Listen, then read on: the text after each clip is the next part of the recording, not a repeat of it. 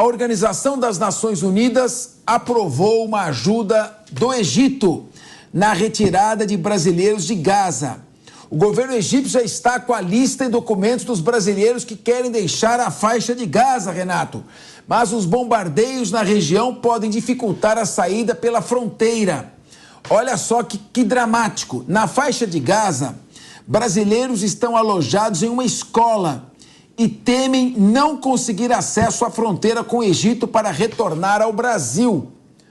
O governo brasileiro chegou a solicitar a Israel que não bombardeie a escola onde estão brasileiros ali na faixa de Gaza.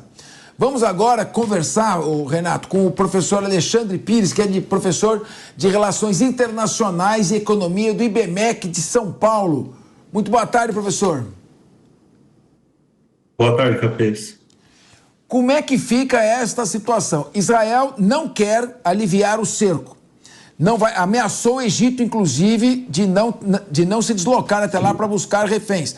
O Brasil assume a presidência provisória do Conselho de Segurança da ONU. Como você enxerga essa situação? Como ela pode evoluir do ponto de vista das relações diplomáticas e internacionais? Por um lado, Israel tem necessidade de manter o seu cerco por uma questão operacional e fazer a entrada para a eliminação do Hamas. Por outro lado, há países que querem retirar os seus nacionais dessa área de conflito. Como se portar e quais as possíveis consequências e desdobramentos que você vê nessa região? A área da faixa de Gaza é uma área que tem presença internacional, né? Você tem ONU, você tem Médicos Sem Fronteiras, você tem Cruz Vermelha, você também tem lá o Crescente Vermelho. Então, você tem várias operações ocorrendo ali e, claro, né, são muitas vezes nacionais da Europa, muitas vezes americanos, inclusive já há ali aquele Ministério de Gaza, né, do Hamas, que vem indicando as mortes, apontando que há mortes de figuras oficiais da ONU. Então, com certeza, isso complica a situação. Mas a forma como o ataque que o Hamas fez ocorreu e o grau ali de violência e as imagens e o fato dele ser numa escala que nunca foi vista e sofisticado, né, com muito mais capacidade de letal do que os outros ataques, não foi mais só foguetes, mas você tem uma incursão terrestre dos militantes do Hamas, eles conseguem lá fazer os atentados terroristas nos assentamentos israelenses. Então, tudo isso faz com que a comunidade internacional fique no impasse. Ou seja, quem não condena o Hamas fica pressionado, quem não viu o Hamas como um grupo terrorista, né, fica pressionado a ter que rever essa posição. E aqueles que ajudavam Gaza, nós podemos pensar ali países como a Alemanha e outros que tinham um certo apoio, uma ajuda, recuam, enquanto que a União Europeia manteve a ajuda, né, durante esse meio de semana, mas já começou a haver ali uma quebra de apoio, ou seja, já começam a aparecer algumas vozes dissidentes dentro da União Europeia e buscam talvez rever esse apoio todo. Então, o que acontece hoje? Esse tipo de ataque, ele faz com que os Estados Unidos dêem um apoio incondicional para Israel. O Blinken hoje, inclusive, fala isso, né? E o próprio exército israelense, as forças armadas israelenses, dizem o quê?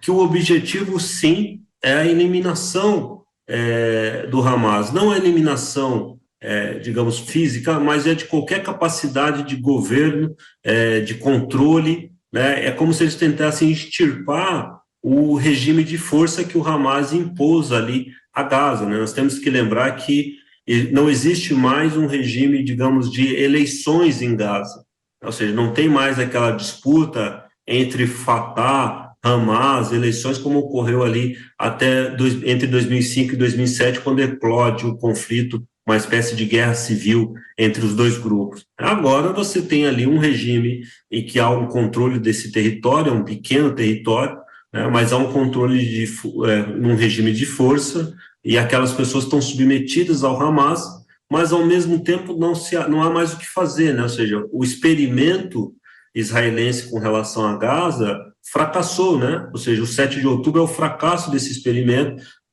o Israel sair unilateralmente dali, permitir que os grupos se autogovernassem, fazer controle de fronteira, controle de recursos que entram, e aí, mesmo com todos esses controles e com essa autonomia muito limitada do Hamas, eles conseguiram fazer um ataque aí bastante cruento e sanguinolento. Alexandre, como é que na faixa de Gaza, uma faixa espremida entre o deserto de Sinai, do Sinai ao sul, aí você tem Israel ali ao leste. Como é que chegam armas que equipam nesse ponto, né, com todos os equipamentos de supervisão, de inteligência de Israel? Como é que se permitiu que se chegasse a esse ponto de sofisticação, de armamento e de treinamento bélico para que fosse realizada essa ação terrorista? E segundo, como eliminar completamente o Hamas se ele está misturado com a própria população palestina em perfeita simbiose? Como é que distinguir quem é Hamas e quem é ex-Hamas que está escondido como cidadão civil? Essa é a nossa pergunta e na sequência o Renato Batista e o professor Rose também o Ricardo Rose vão perguntar. Mas eu queria focar nessas duas questões primeiro, professor. Olha, Capês, o que nós temos? Historicamente, os túneis que eram usados ali para contrabando entre Egito e a faixa de Gaza, né, lembrando que a parte sul da faixa de Gaza, aquela fronteira com o Egito, é o que divide a cidade de Rafah. Ela tem uma porção egípcia e essa porção em Gaza. E aqueles túneis foram sendo destruídos ao longo dos anos, desde 2005, ou seja, tem uma política de Israel para tentar evitar isso, mas existe uma porosidade. Por outro lado, nós tivemos a informação agora que existe ali uma marinha do Hamas, né? Inclusive, as Forças Armadas anunciam na segunda-feira, de domingo para segunda, que haviam prendido o comandante da marinha do Hamas.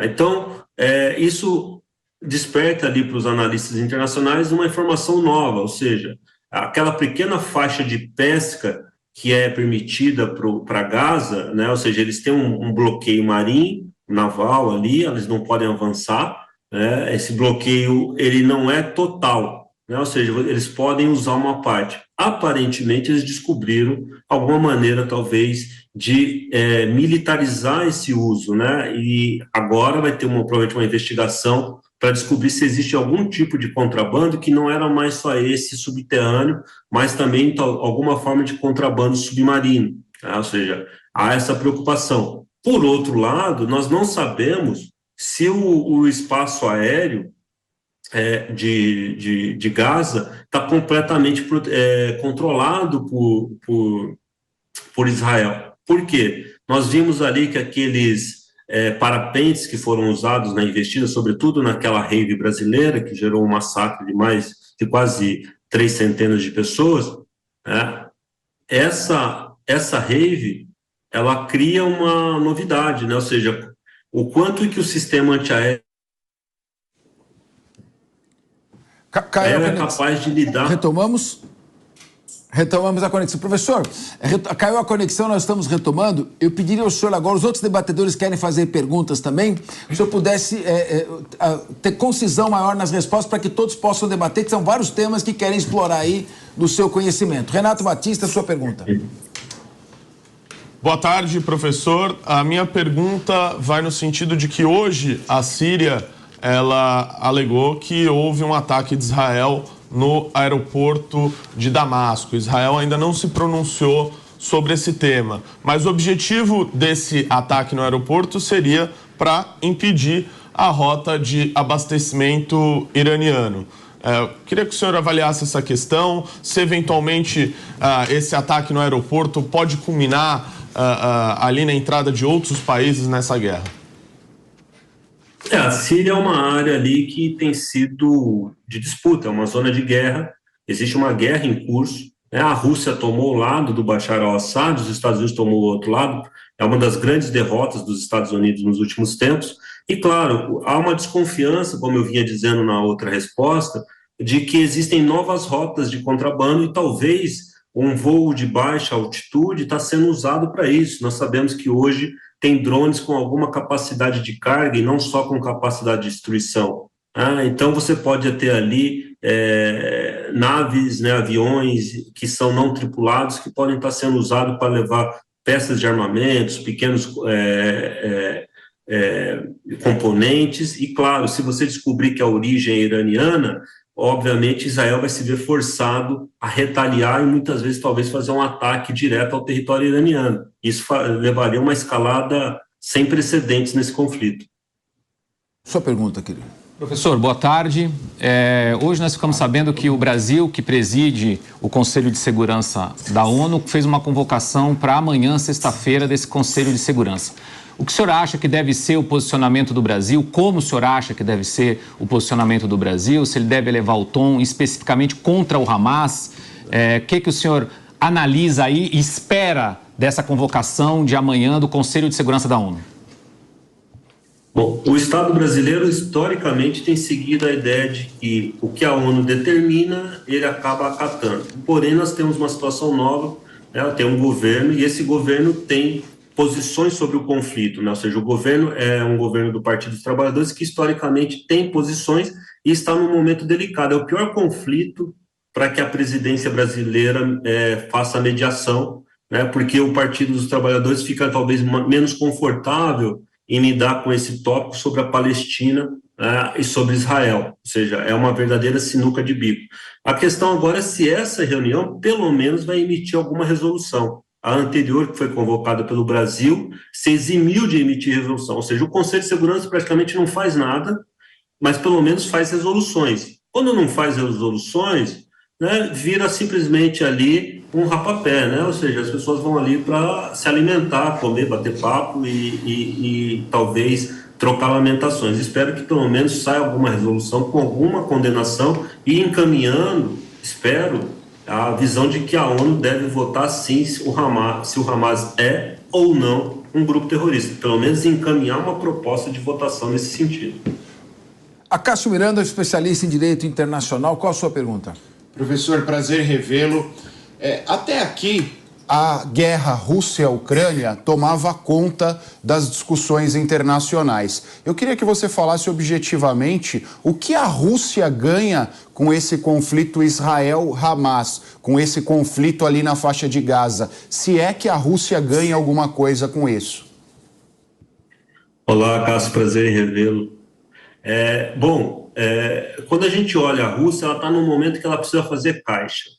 Toda vez que você está numa guerra, você tem que manter um fluxo de orçamento de receitas. Todas as sanções tentaram bloquear isso, mas a Rússia conseguiu driblar as sanções por meio da venda de petróleo. Obviamente, se você mantém um conflito na zona que precifica o petróleo internacional, que é o Oriente Médio, o preço do petróleo tende a subir e a Rússia vai conseguir fazer mais caixa com o petróleo que ela vende, logo ela consegue ter uma eficácia e fazer uma guerra que nós chamamos de exaustão, que é aquela guerra que busca esgotar o inimigo, por mais tempo, então, talvez invertendo o pêndulo ali da guerra a seu favor. Por outro lado, se os Estados Unidos tiverem que aportar recursos, armamentos, ajuda financeira para Israel, isso começa a disputar recursos que poderiam ir para a Ucrânia, que já vem sofrendo ali, né, um certo temor de que os seus aliados ocidentais vão debandar. Então, isso pode intensificar o processo, Acácio.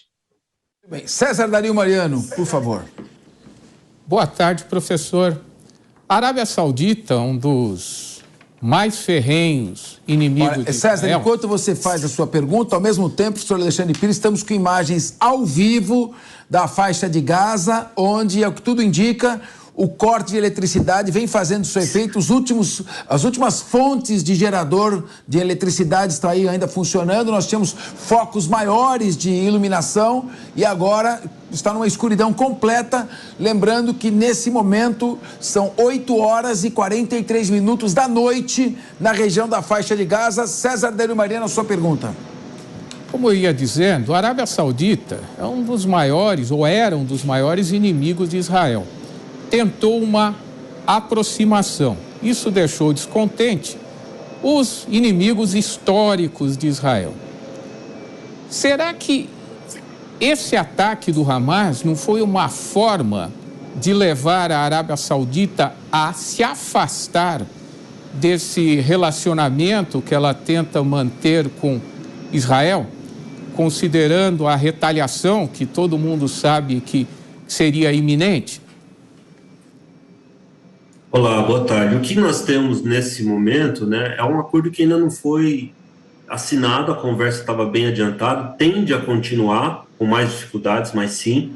Porém, se ele se efetivasse, você tem razão, né? O Hamas e também o Irã ficariam isolados ali no Oriente Médio, porque o acordo praticamente abriria caminho para uma aproximação de Israel com todos os Emirados, uma aproximação mais clara com a Jordânia, e aí ficariam uns pontos de tensão com o Líbano, com a Síria e com o Irã. Então, ainda que não houvesse esse planejamento claro, nítido, né, essa meta, eles atingem ali com certeza um delay, né, eles provocam um atraso nas conversações. Por outro lado, existem também argumentos que são internos, com relação ali ao que eles chamariam de violação de lugares sagrados por parte de Israel, e eles estariam dando uma resposta a isso. Mas o conflito, ele é recorrente. Em 2021, houve já ataques pesados por parte do Hamas, mas sem essa envergadura, e agora em 23 estamos vendo de novo. Muito bem, então. Professor, nós agradecemos. Eu tinha uma última pergunta a fazer com relação ao Irã. O Irã recuou e não assumiu nenhum tipo de participação nestes atentados. E o próprio deslocamento do porta-aviões dos Estados Unidos já coloca de prontidão para um eventual envolvimento regional. Agora, vamos imaginar uma hipótese terrível. Israel se sinta obrigado a retalhar o Irã, que é um país 4 vezes maior do que o Iraque e repleto de montanhas e vales profundos onde estão acomodadas instalações nucleares. E lembrando que o Irã alimentou a Rússia com drones de última geração, bem mais baratos do que os drones russos. Não chega a haver um artigo 5º do Tratado da OTAN entre Irã e Rússia, mas sabes que Rússia e China apoiam o Irã. Existe alguma possibilidade, ainda que remota, desse conflito escalar-se para um conflito regional e, em seguida, para uma catástrofe de proporções mundiais? Não uma guerra mundial, mas uma grande proxy war, como nós chamamos, uma guerra por procuração.